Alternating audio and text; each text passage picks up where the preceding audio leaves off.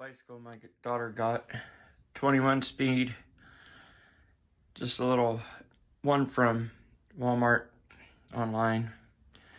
But it came with this tool, which is a good idea, but yeah, let's check it out.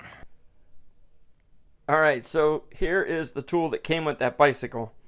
It's a great idea, but unfortunately, it's not built very tough.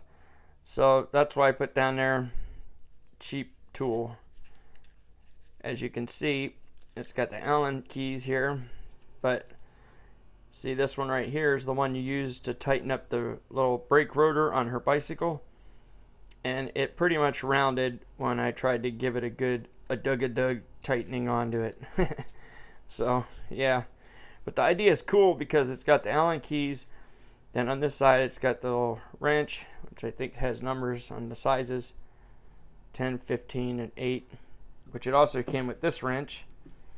And of course, they're kind of sloppy in their sizing here, but it's enough to tighten the bike up a little bit to get things together. What I thought was cool on this one, though, is this idea here.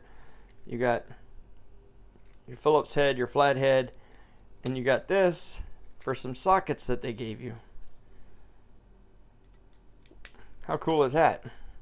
It's too bad this thing wasn't built a bit tougher, and you could really put some tension on it. But for a $300 bicycle, the fact that they gave you a little tool to put it together is pretty cool anyway. If this was from Snap-on or somebody else, it'd probably be some ridiculously priced thing. But it came with the bicycle, and it worked to the point of getting this on. I wound up breaking out my own tools and making sure things were tightened. But yeah, I thought this was kind of cool, just not very tough. So there it is. Thanks for watching, guys. See you on the next one. Have a great day. Be sure to like, subscribe, and all that good stuff. Take it easy.